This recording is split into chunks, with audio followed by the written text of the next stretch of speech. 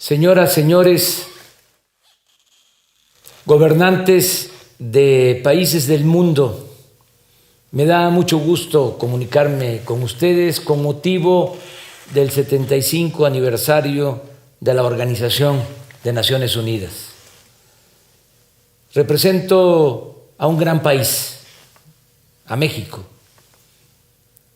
que tiene una historia y una tradición cultural como la de otros pueblos del mundo. Podría aquí hablarles de las grandes civilizaciones que fueron parte de la fundación de lo que ahora es nuestro país, de las grandes culturas que florecieron en lo que hoy es México.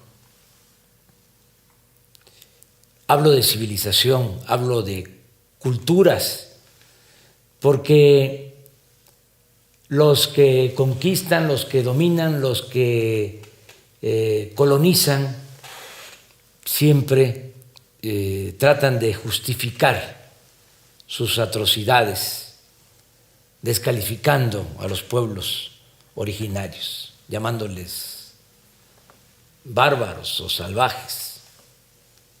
No es el caso de México, de nuestro pueblo, como tampoco de otros pueblos del mundo, dominados, conquistados, colonizados. Nosotros tenemos una extraordinaria historia también de lucha por la libertad, por la justicia, por la igualdad, por la defensa de nuestra soberanía nacional. Hay tres grandes transformaciones en la historia de México. Primero, la independencia, cuando después de 300 años de ser colonia, obtuvimos nuestra independencia. Esa fue la primera transformación. A principios del siglo XIX, dos curas rebeldes, Miguel Hidalgo y Costilla y José María Morelos y Pavón, encabezaron un movimiento para que se lograra la independencia de México y también un movimiento en favor de la justicia, porque fueron los primeros en proclamar la abolición de la esclavitud. Luego tuvimos una segunda transformación a mitad del siglo XIX, muy importante y de trascendencia mundial, el movimiento de reforma que encabezó un gran dirigente, un liberal, el mejor presidente que ha habido en nuestra historia, un indígena zapoteco, Benito Juárez García. Se le conoció como el benemérito de las Américas. Fue tan importante su proceder y su fama que Benito Mussolini lleva ese nombre porque su papá quiso que se llamara como Benito Juárez. ¿Qué hizo nuestro prócer con la reforma que se consumó en ese tiempo? Separó al Estado de la Iglesia. Antes que en otros países, llevó a la práctica el principio bíblico de que a Dios lo que es de Dios y al César lo que es del César. Luego se llevó a cabo una tercera transformación a finales del siglo XIX y principios del siglo XX, la Revolución Mexicana de 1910. Se luchó por la democracia porque se padecía de una dictadura que se impuso durante 34 años.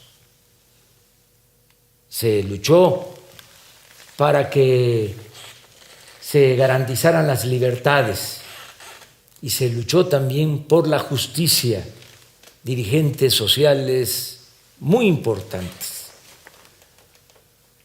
Los hermanos Flores Magón, que fueron precursores de esa revolución.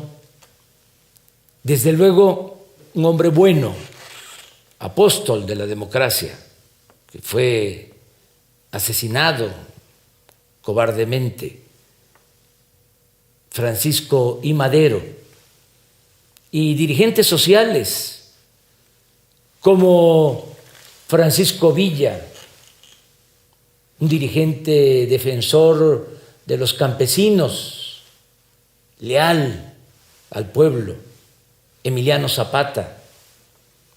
Con esta tercera transformación se avanzó mucho en el terreno de lo social, no lo suficiente en el terreno político porque no se pudo establecer una verdadera democracia en el país. Después de la revolución se creó un partido único que dominó durante mucho tiempo y apenas ahora estamos dando los primeros pasos para que México sea un país auténticamente democrático. Posiblemente por la falta de democracia, entre otros factores, se fue echando a perder la vida pública en el país. Empezó a imperar la corrupción política, que fue durante mucho tiempo el principal problema de México. Nuestro país, con muchas riquezas naturales, que tiene buenas tierras para la producción agropecuaria, agua en abundancia, petróleo, minas y un pueblo bueno, noble, trabajador, poseedor, repito, de una herencia cultural milenaria, de donde dimana la vocación del pueblo por el trabajo, por la creatividad. Bueno, con todo y eso no podíamos avanzar por la corrupción que imperaba. Nosotros desde hace mucho tiempo venimos luchando para conseguir un verdadero cambio en el país. Y así lo decidió después de muchos años el pueblo de México. Nos eligió y nos hemos propuesto llevar a cabo la cuarta transformación de la vida pública de nuestro país. Ya hablé de la independencia, de la reforma, de la revolución y ahora estamos empeñados, comprometidos en llevar a cabo la cuarta transformación de la vida pública del país, sin violencia, de manera pacífica. Y lo estamos logrando.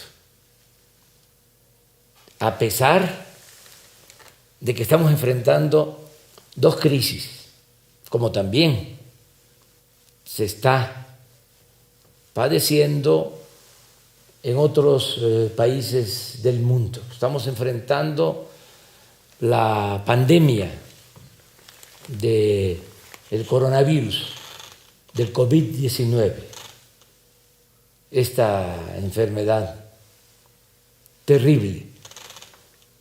Y estamos enfrentando también lo que desató o produjo, originó esta pandemia, una crisis económica, como en otros países. Estamos enfrentando al mismo tiempo dos crisis, pero vamos saliendo. Estamos avanzando, enfrentando la pandemia. Hemos actuado con responsabilidad, nos han ayudado mucho los expertos, los científicos, los médicos, las enfermeras, los trabajadores de la salud, que se han entregado con humanismo a salvar vidas. Y vamos avanzando, va bajando, disminuyendo el efecto nocivo de la pandemia. Lo que más nos importa es salvar vidas. Se va avanzando. Y también en lo económico, porque no aplicamos la misma estrategia de siempre, de endeudar al país, de rescatar a los de arriba, con el sofisma de que si llueve fuerte arriba, gotea abajo, como si la riqueza fuese contagiosa. ¿Qué hicimos? Pues estamos apoyando abajo y de manera directa al pueblo. Es de abajo hacia arriba. Estamos destinando recursos que son fruto del ahorro por no permitir la corrupción y fruto también de la austeridad republicana, porque ya no hay lujos en el gobierno. Les comento que había un avión presidencial, existe todavía, pero está en venta, ya lo rifamos y todavía vamos a venderlo. Este avión es como un palacio en los cielos, algo insultante para nuestro pueblo. Un avión de lujo para 240 pasajeros, adaptado para 80, con sala de junta, con recámara, algo, repito, ofensivo. Entonces ya el presidente de México, quien les habla, se traslada por carretera, en vehículos y en avión de línea. No está permitido utilizar aviones, helicópteros particulares para funcionarios, para servidores públicos. También, entre otras cosas, desapareció un cuerpo de élite que cuidaba al presidente. ¿Saben cuántos cuidaban al presidente? 8,000 elementos. Se llamaba esa institución, que venía de tiempo atrás, Estado Mayor Presidencial. Y así se han terminado lujos, las extravagancias. No puede haber gobierno rico con pueblo pobre. Entonces, la fórmula es no permitir la corrupción y ahorrar, y que no haya ostentación, lujos en el gobierno, y también liberar fondos para el desarrollo. Entonces, todo lo que estamos reuniendo con esta fórmula de no permitir la corrupción y de hacer un gobierno austero, sobrio, lo estamos destinando a apoyar a la gente humilde, a los desposeídos, todos los adultos mayores de México tienen derecho a una pensión. Todas las niñas, los niños con discapacidad también reciben una pensión. 11 millones de estudiantes pobres reciben becas y así muchos programas sociales. Entonces, esto que se está invirtiendo abajo, acompañado del apoyo que nos están brindando nuestros paisanos migrantes, los que por necesidad se fueron a buscarse la vida, a trabajar en Estados Unidos, que ya son 38 millones de mexicanos, los que nacieron aquí, también los que han nacido allá, de padres mexicanos, 38 millones, pues nos están ayudando, mandan a sus familiares en México apoyos económicos, las llamadas remesas. Este año, a pesar de la pandemia, va a ser un año récord en remesas. Se van a recibir alrededor de 40,000 millones de dólares. Y ese dinero, mes con mes, llega a 10 millones de familias pobres de nuestro país. Entonces, con lo que estamos invirtiendo desde el gobierno y con las remesas, estamos fortaleciendo el consumo y, a pesar de la pandemia y de la crisis, no hay hambre en nuestro país. Se está garantizando el consumo básico a millones de mexicanos. Y ya poco a poco se va recuperando la economía.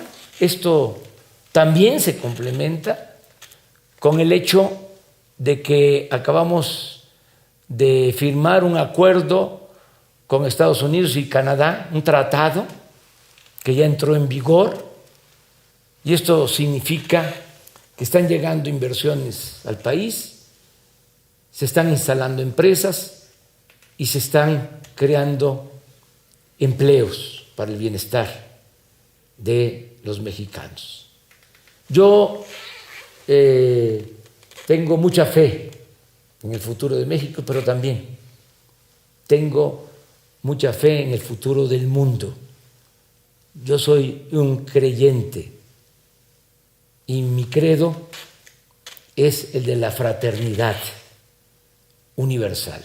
Por eso yo les envío a todas, a todos, un abrazo desde la Ciudad de México, capital de nuestra República.